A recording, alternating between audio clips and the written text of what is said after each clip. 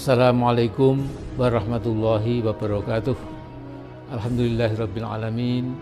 Wassalatu wassalamu ala asyrofil mursalin wa ala alihi washabihi ajmain. Saudaraku sebangsa dan setanah air, ada fenomena yang memprihatinkan bagi banyak orang yang berpikir kritis dan mengikuti perkembangan komunisme internasional. Yang paling mutakhir apalagi ya, mengapa? Mereka prihatin karena banyak tokoh pendukung rezim yang berusaha meyakinkan masyarakat bahwa seolah-olah PKI sudah mati, sudah dikubur, dan komunisme sudah tidak laku lagi. PKI sudah jadi hantu, juga tidak ada lagi negara yang masih menerapkan komunisme, Leninisme, Marxisme. Nah, para komunis malam yang berupaya meyakinkan masyarakat bahwa komunisme sudah menjadi bagian sejarah, menjadi masa lalu, lupa bahwa di zaman internet sekarang ini seluruh informasi global di bidang apa saja sudah sangat mudah diakses oleh setiap orang. Mereka jadi buta bahwa RRC yang menjadi junjungan beberapa oknum dalam rezim Pak Jokowi pada hakikatnya merupakan kekuatan komunisme yang paling dahsyat sekarang ini di muka bumi. Bila dulu Mao Zedong atau Mao Zedong mempropagandakan dan memaksakan Marxisme sebagai ideologi tunggal RRC, maka Xi Jinping, penguasa puncak sekarang ini dan penguasa tunggal RRC yang jadi presiden dan sekaligus sekjen PKC, telah mengeluarkan Xi Jinpingisme. Di antara 14 butir ideologi Xi Jinping itu disebutkan bahwa PKC memegang kekuasaan mutlak atas tentara atau militer Cina, yaitu PLA, dan mengukuhkan jabatan Xi sebagai penguasa tunggal Cina seumur hidup. Keputusan Kongres PKC itu diambil pada 2017 dan sekaligus menekankan bahwa Cina harus melaksanakan nilai-nilai asasi dari Marxisme, komunisme, dan sosialisme. Walaupun ada embel-embel sesuai ciri-ciri Cina. Perhatikan, Marxisme, komunisme, dan sosialisme masih jadi rujukan baku bagi Cina. Oknum-oknum rezim Jokowi sedang menipu rakyat Indonesia ketika mereka menyatakan bahwa sudah tidak ada lagi komunisme di muka bumi ini dan juga tidak perlu khawatir PKI akan muncul kembali. Kata mereka, tidak ada lagi negara yang menganut Marxisme, Leninisme, komunisme. Itu bohong besar. Saudaraku, kita bersyukur bahwa umat Islam tidak buta sejarah, tidak mungkin dapat dibohongi oleh omongan oknum-oknum rezim Jokowi yang sungguh tidak bertanggung jawab itu. Kita diingatkan oleh David Setter, seorang wartawan intelektual dan yang mendalami masalah-masalah komunisme.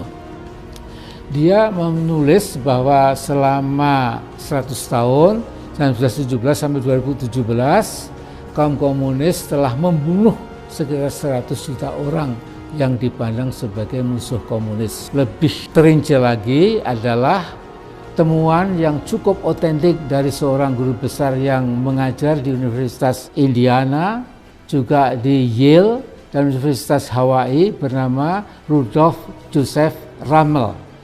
Dia sudah meninggal sekarang ini, yang mendedikasikan seluruh karir akademiknya untuk mendalami komunisme internasional, dan ia mencatat jumlah pelenyapan manusia atau demosida atau genosida oleh kaum komunis sebagai berikut. Cambodia tahun 75-79 yang terbunuh 2 juta lebih sedikit. Di RRC ini luar biasa, tahun 49 sampai 87 77.277.000. Polandia tahun 45 sampai 48 1,5 juta. Korea Utara 48 sampai 87 1,5 juta lebih.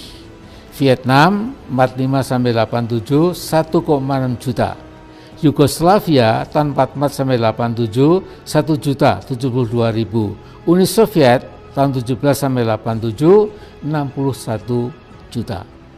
Nah, ketika Pol Pot, tokoh komunis bengis menguasai Kambodia selama 75-79, ada sekitar 2 juta rakyat Kambodia yang dibunuh secara sadis.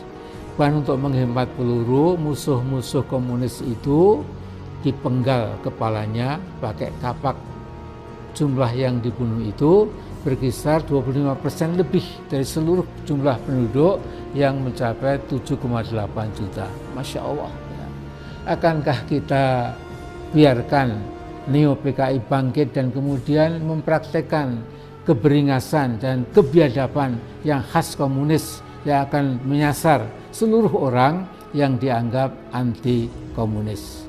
Apakah demikian loyonya bangsa Indonesia, termasuk mungkin sebagian umat Islam, sehingga tidak mampu mengantisipasi kemungkinan kebangkitan Neo-PKI yang sangat berbahaya itu? Saudaraku, sesungguhnya kita beruntung memiliki pakar ahli PKI atau komunisme, yaitu saudara kita Ustadz Alfian Tanjung. Namun pakar yang rajin mengingatkan bahwa PKI komunisme di Indonesia merupakan bahaya, justru harus keluar masuk penjara. Padahal sudah semestinya kita berterima kasih pada sang ustadz yang tidak pernah lelah mengingatkan bangsa Indonesia agar tidak terperosok ke lubang musibah besar yang sama untuk ketiga kalinya. Yang pertama, peristiwa Madiun tahun 48, yang kedua Gestapo PKI tahun 65. Cara kaum komunis dalam merebut kekuasaan biasanya lewat kudeta cepat. Di Rusia, kaum komunis pimpinan Lenin pada 17 Oktober tahun 17 malam hari menangkap seluruh menteri Tsar Nicholas II, menangkap dan membunuh ribuan orang yang tidak setuju dengan komunisme, kemudian Leninisme juga tentu, dan segera menguasai seluruh stasiun kereta api, menguasai seluruh markas kepolisian, dan menghabisi seluruh kekuatan militer pendukung Tsar dan sekaligus mengganti dengan tokoh-tokoh tentara merah. Pada 18 Oktober 17, ketika bangun pagi seluruh rakyat Rusia, terutama di Moskow, terperanjat merasa seolah hidup di planet lain. Rezim Tsarisme telah berubah sepenuhnya menjadi rezim komunisme. Saudaraku, Kolonel Untung dulu dan para kameratnya mungkin membayangkan bahwa setelah berhasil membunuh 7 pahlawan revolusi dan dari Angkatan Darat pada 30 September tahun 65, kemudian menguasai stasiun pusat RRI dan kantor telegraf, dia bisa berhasil seperti Lenin lewat Dewan Revolusi abal-abal yang dibentuknya Indonesia kemudian dijadikan negara komunisme.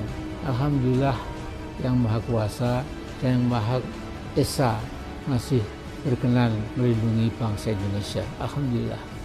Saudaraku, omongan beberapa oknum pendukung rezim Jokowi yang menyatakan tidak ada lagi negara yang berhaluan komunisme adalah puncak kebohongan politik. Paling tidak sekarang ini ada 6 negara komunisme sejati yang masih berjuang teguh dengan komunisme, Marxisme, dan Leninisme dengan nuansa perbedaan di sana sini, yaitu misalnya Cina, Vietnam, Korea Utara, Laos, dan Kuba. 2 di antaranya telah jadi kekuatan nuklir, yaitu Cina dan Korea Utara.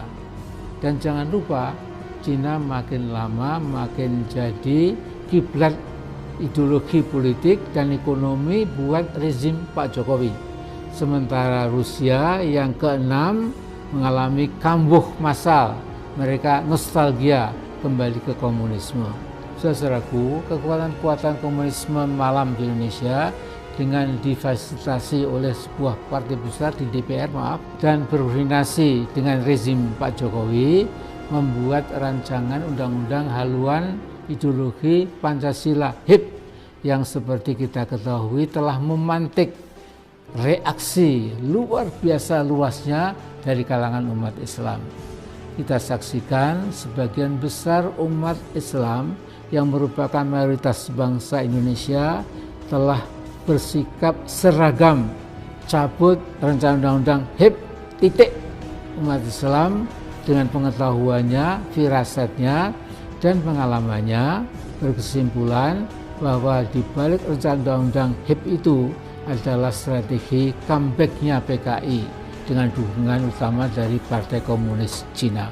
Saudaraku, bukan saja para kader partai besar yang berkuasa di masa ini di negara kita telah sering melakukan saling kunjung dengan PKC di markas besar mereka di Beijing, tetapi juga sebagian ulama vokal yang populer di medsos juga sudah berkunjung ke markas PKC di Beijing difasilitasi oleh rezim Pak Jokowi. Sepulang dari Beijing, beberapa ulama ini ditanya oleh temannya, Bung, antum mengapa tetap pergi RRC? Padahal Habib Rizik Syihab kan sudah melarang Anda semua. Jawaban mereka, memang, tetapi hikmah perjalanan ke Cina dan berkunjung ke markas besar PKC sungguh sangat besar. Itu kata mereka. Mereka menyatakan sangat takjub dengan kemajuan ekonomi Cina dan berkesimpulan komunisme di sana menjadi dasar penggerak kemajuan Cina, maka Islam dapat dijadikan penggerak pembangunan di Indonesia. Namun ada yang mereka lupakan, bahwa pikiran dan sikap istiqomah mereka sedang ditumpulkan, sehingga paling tidak sikap mereka menjadi lunak dan lembek serta lupa bahwa komunisme dari ujung kaki sampai ujung ubun-ubun bertentangan dengan secara diametral bertentangan dengan Islam. Bahkan salah satu dogma komunisme yang paling penting adalah permusuhan kepada agama-agama, terutama agama Islam. Saudaraku, namun kita bersyukur bahwa para ulama tadi hanya khilaf dan sekarang sudah kembali ke pangkuan umat, bahkan sudah menohok rezim HIP itu, kemudian dibatalkan sesegera mungkin, titik. Bravo pada para ulama kita itu.